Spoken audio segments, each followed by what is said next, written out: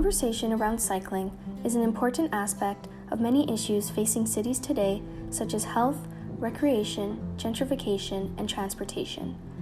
In the next few minutes, we will be looking at how cycling infrastructure is an extension of green gentrification and how cities' responses to transportation and the COVID-19 epidemic has continued to perpetuate social inequalities in cities.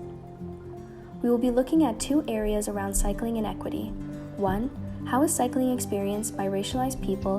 And two, how are cities continuing the erasure of racialized cyclists in their data and their focus? All of this points to the larger question at hand, which is, who is cycling for?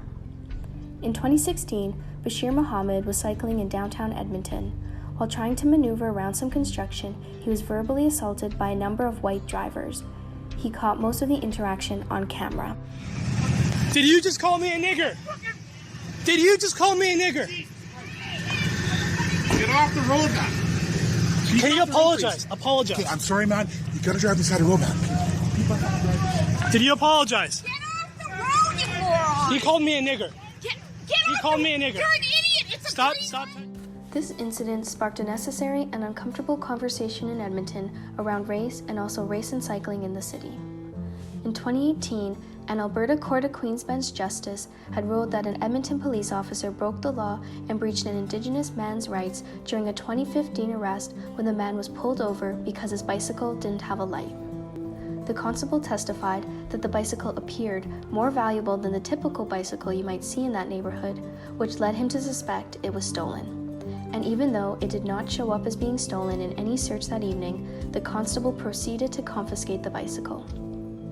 These are two strong examples of the racism endured by racialized individuals when cycling. The ways racialized cyclists are policed and treated should be taken into consideration when thinking about the relationship that racialized cyclists have when commuting around the city.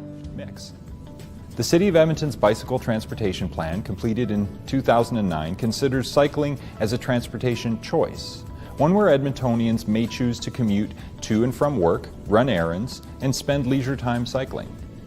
The plan recognizes that Edmonton's transportation infrastructure is built and maintained primarily for automobiles, and describes the creation of a bicycle network using roads and shared-use paths that makes it easier, safer, and more comfortable for cyclists and motorists to coexist.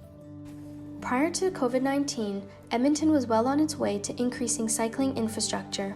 Mayor Iveson has always been a strong supporter of cycling being a large part of the transportation conversation in Edmonton.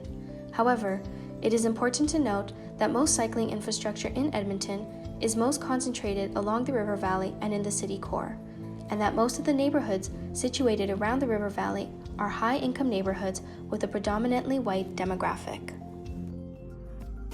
In April of 2020, the City of Edmonton decided to open/reallocate outer lane and curb space to cyclists and pedestrians in order to promote physical distancing.